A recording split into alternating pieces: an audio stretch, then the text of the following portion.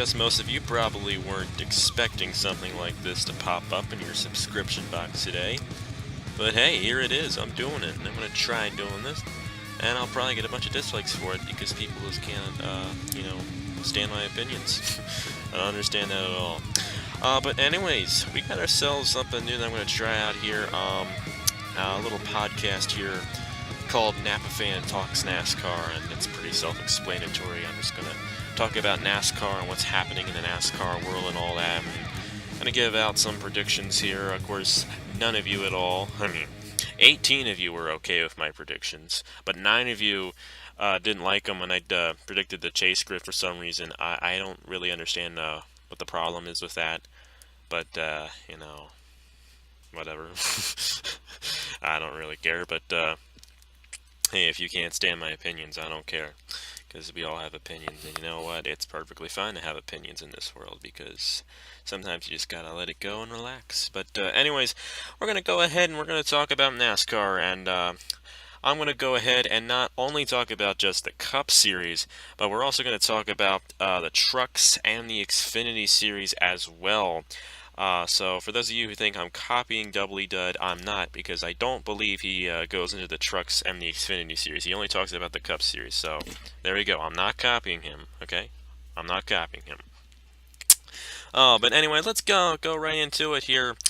We just came off the weekend at Dover, and for the Truck Series, it was at Las Vegas. And let me tell you, one of the most boring weekends I think we have ever seen in NASCAR. But it was generally okay in my opinion. Because especially on the truck side, the Truck Series is my favorite series, by the way. I love the Truck Series. It's my favorite series. I love those trucks. Got great racing. And the reason why I like it so much is because it does not get bushwhacked like the Xfinity Series does. But beyond the fact, basically, only unless you are anti-Toyota, which half of us probably are, it was a pretty good weekend considering the trucks in the Xfinity Series. We're going to go into the trucks here first. Raced at Las Vegas, and we had only one legit caution. 2 of the cautions in that race were for the caution clock. But as far as I know, we had one legit caution with something involving Wayne Anderson. I really wasn't paying attention to the race because I was watching college football at the same time, and my dad wanted me to watch it with him, so I did so. As a matter of fact, I really didn't see any of the races this week, but you know what, that's a good thing, because there really wasn't much to see to begin with. But beyond the fact, at Las Vegas, we had a very interesting race. Daniel Hemrick came close to winning, and I think a lot of us really wanted him to win. And the thing is, he needs to win. He needs to win at Talladega, pretty much, if he wants to make it on to the next round of the chase in the Camping World Truck Series. And he had a chance at winning on Saturday night, but the caution clock kind of messed him up there. And Tyler Reddick was able to beat him off the pit lane under that last set of pit stops. And it was Tyler Reddick in a Ford, the first Ford to win in the 2016 Camping World Truck Series, who came home with the victory at the Las Vegas Motor Speedway. And BKR, Brad Keselowski Racing, went 1-2 as well. So a very good night for Brad Keselowski Racing there at Las Vegas, and especially for Tyler Reddick. Even though he's not in the chase, I'm not really surprised by him winning, because he won that race at Dover in 2015, and Las Vegas and Dover really aren't that similar. But hey, speaking of Dover, let's jump into the Xfinity Series, because, that's where they raced this weekend. That was a really bad bridge over to the Xfinity Series, but in the Xfinity Series, we had ourselves we actually had a Daniel win. I'm sorry. I almost said Daniel Hemrick. Wrong Daniel. Daniel Suarez come home with the victory. And that was a pretty neat thing to see. I like Daniel Suarez, and, who doesn't? Who doesn't hate Daniel Suarez? Or who doesn't like Daniel Suarez? What am I saying? I'm so sorry I said that.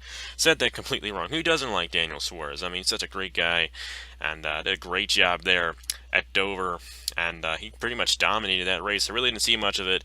I actually saw the Victory Lane interview, but he just did a fantastic job in that race, and even though he's Toyota, and I'm not necessarily that much of a fan of Toyota, I was really, really glad to see Daniel Suarez come home with the victory.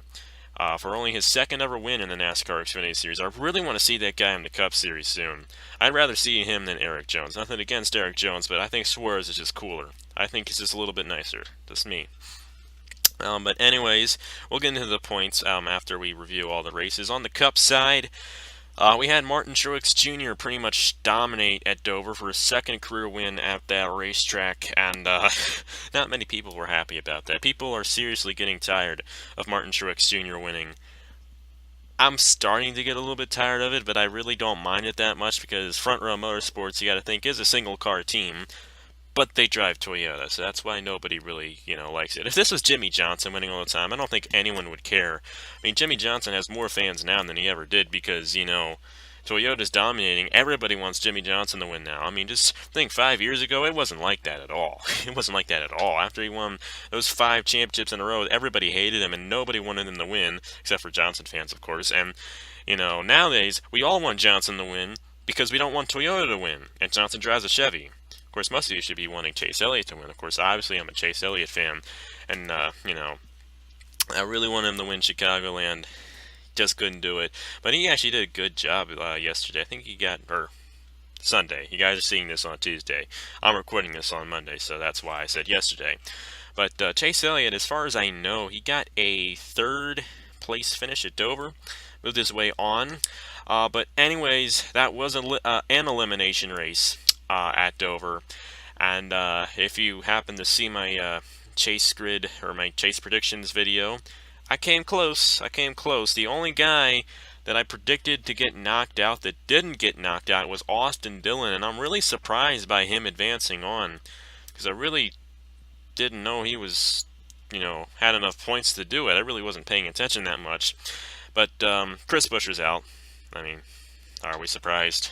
No, we're not surprised. I mean, I love Front Row Motorsports. Remember my old days here on YouTube. I was a David Reagan fan, and I still am to this day, but he just doesn't do anything anymore. But I was DR34, DG38. Front Row Motorsports was my favorite team, and they probably still are in a little bit of a way, but now that they don't have David Gilliland or David Reagan, I don't really like them as much as I used to. But still, Chris Buescher, he got eliminated. What did we expect, I mean, you'd think he was going to make it onto the next round. I didn't think so. Kyle Larson is the big one here. We'll get to him in a moment. Tony Stewart also got knocked out. I mean, with the way he's been performing, I'm not surprised, and none of us should be. But it was still cool to see him make it into the chase for his last season, and I'm glad he got a win. Got that win at Sonoma. I really am glad to see that. And here's the big thing with the Ganassi cars. Kyle Larson and Jamie McMurray. McMurray blew up about halfway through the race, maybe. I can't really remember. Might have been like, I can't remember. I didn't watch the race, so I really don't know. I was busy doing other stuff, doing some schoolwork and all that, and I knew the race was going to be boring, so I was like, forget it. I'm not going to watch it. But Jamie McMurray, he blew up, I know, in the race, and that's what sealed his fate. Kind of hate it. Kind of like McMurray, but that's the way it is. And another surprise here, I'm actually really surprised here that Larson got knocked out and Dillon didn't. But the reason why Kyle Larson got knocked out, if he did not have this issue, he would not have gotten knocked out. But I forget what kind of issue he had. I know I should know that. I'm trying to find it here, if I can figure it out. I'm pretty sure he did finish, so I might not be able to figure it out exactly. But I guess that's just not going to work, so we're just going to go ahead and forget about that. But Kyle Larson did have an issue. I forget what it was. Could have been an engine issue, but like I said, I didn't watch the race, so I really don't know. But Kyle Larson got knocked out, and I was kind of surprised by this. I really was. Part of me is kind of glad he got knocked out because, personally, I don't like all the hype he gets for what he is, First, then again, what am I saying? I'm a Chase Elliott fan, and look at all the hype he's getting, so I shouldn't be judging Larson. But, Larson, honestly, I didn't think he was going to really do that much. I did have him advancing past the round of 16, but, you know what? I'm not too surprised, but I really thought Dillon was going to get knocked out. But, hey, that's just the way it is, and Kyle Larson out of the chase for the NASCAR Sprint Cup in 2016. Anyways, on to the trucks. In the truck series, Daniel Hemrick and John Hunter Nemechek I think they're both 15 points out of the chase grid at the moment, which is a pretty big thing because that's a lot of points. Now, trucks really don't have to talk about it right now, due to the fact that their next race is October 22nd, which is a while from now at Talladega. That's a big one there. But still, right now it's William Byron. I don't think this is in any particular order, of course, and I don't think I got this in the right order. But right now, the 6 guys who are in and who would advance onto the round of 6 would be William Byron, Matt Crafton, Johnny Sauter, Timothy Peters. Those later 3 there, a lot of classic truck drivers. Drivers that have been driving for a very long time compared to William Byron. Of course, Ben Kennedy, kind of a newer driver, and Christopher Bell, also still in at the moment. But Hemrick or Nemechek, both of those guys, if they get a win at Talladega, they're on to the round of 6, and they might knock somebody out. But very interesting what's going on there in the trucks.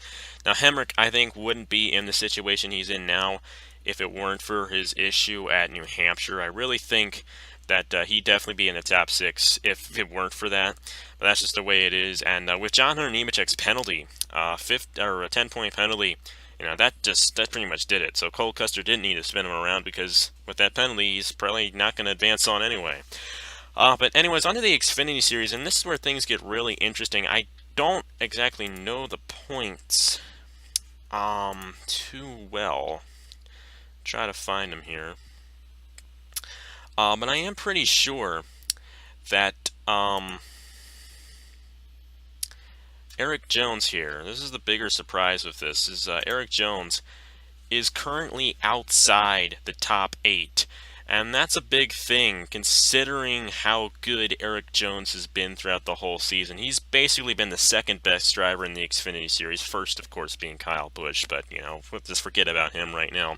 But it's very interesting. He's actually outside the top 8 in points, and got Charlotte coming up on Friday night. That's an elimination race, and he might get eliminated because he might not get a good day at Charlotte either, because I'm pretty sure he had an issue there when we went there back in May. I could be wrong, but I'm pretty sure he had an issue. But it's a really big thing there because it's like Eric Jones he's pretty much the favorite to win the championship, basically, coming into the season.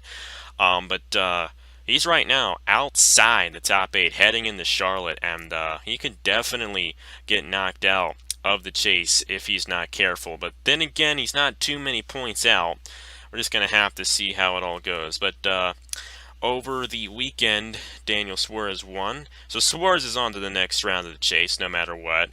And I think if Eric Jones doesn't win, it's going to be either Elliott Sadler or Daniel Suarez. I keep on wanting to say Daniel Hemrick. I don't know why. But I think it's going to either be Elliott Sadler or Daniel Suarez who wins the championship if Eric Jones does not advance to this next round here. But we're just going to have to see. I'm pretty sure Ryan Reed is currently in the top 8. Darrell Wallace Jr. is still in the top 8. Blake Cook might be in the top 8. Might be. I'm probably wrong about that. But he could still be in the top 8. I'm not entirely sure. Talk about an underdog there. He could possibly still be in the top 8. I'm not entirely sure. I can't get the points up for some reason because J-Ski won't work. I don't know why, but maybe I don't have my Ethernet plugged in. Who knows? But anyways, it is definitely going to be interesting in the Xfinity Series. Now, I would watch the Xfinity Series if, like, Kyle Busch and Joey Logano. I mean, if you checked out the entry list, like, you got Kevin Harvick, you got Kyle Busch, you got Joey Logano, you got Brad Keselowski. Like, you got so many of my least favorite drivers. I mean, like, legit, those are like 4 of my least favorite drivers in NASCAR, and they're all in that Xfinity race on, when is it? Friday night. And I'm like, what's the point? In the Truck Series, it isn't like that, and that's why I like the Truck Series so much, is because you don't get these guys to bushwhack near as often. Now, Kyle Busch bushwhacked, no pun intended, at Chicagoland and easily won that thing in the Truck Series, but still, trucks don't get bushwhacked near as often. That's why it's a lot more interesting over there. But still, beyond the fact of all these bushwhackers in the race on Friday night, it's still going to be a very interesting race, and a lot more interesting than that race has ever been, because usually the second Charlotte race is always bushwhacked all the time, and all these guys who always dominate these races, and they're from the Cup Series. Mostly Kyle Busch, but it's going to be a very interesting race because it is an elimination race for the Xfinity Series, and it's going to be very interesting to follow Erik Jones. And he's a guy I'm really surprised that isn't in the top 8, but you got to think he had that problem at Kentucky when Ty Dillon crashed him. If I'm not mistaken, Ty Dillon is also outside the top 8, which isn't as much of a surprise because he's nowhere near as good as Erik Jones. But still, he's from a pretty high caliber team. I mean, Richard Childress Racing does a pretty good job, especially with the number 2 car in the Xfinity Series and Austin Dillon over there. It's going to be very interesting to see what happens. I really think if everything goes normally, it's really possible that Ryan Reed could get pushed out. We're just going to have to see what happens. But anyways, since this one is the only elimination race here, I totally forget the points, and I'm sorry about that. I totally forget who's even in the chase. But I'm pretty sure Ryan Sieg isn't going to make it. It's kind of cool to see him make the chase there, but I don't think he's going to advance on. I don't think Blake Cook's going to advance on. I forget where Brandon Jones is. I'm pretty sure he's deep. I think he might be last in the points in the chase, actually. I don't think Brandon Jones is going to advance on. And I think my other guy here, Erik Jones, will find a way to get him. And I think Ty Dillon will as well. But I see Ryan Reed, or maybe Bubba Wallace, one of those Roush guys possibly getting knocked out. Roush really hasn't had the speed, and I just don't see him doing much. And I think one of the Roush guys might get knocked out at Charlotte. But we'll just have to see on Friday night, and it'll definitely be an interesting one there. I mean, it'll be really interesting because I think they painted the walls pink for Breast Cancer Awareness Month. Really interesting. But anyways, that is it for me. For this week's podcast. I'm going to try to do one every Tuesday until the end of the NASCAR season. Hopefully you guys like this. If you don't like it, that's fine. I won't do it if you don't like it. But if you do like it, please leave a like. I'd appreciate it. But if you don't want to leave a like, then you don't have to. I'm not trying to force you to do anything, You're just a casual viewer, and you want to listen to some NASCAR talk. But I've gone long enough here. Hopefully you guys enjoyed it. And next week we'll talk about what happened at Charlotte in the NASCAR Xfinity Series and the NASCAR Sprint Cup Series. Until then, we got some good races coming up here in the Turkey Hill Series, and I hope you guys stick around for that. So yeah, thank you guys very much for watching, and I will see you guys later.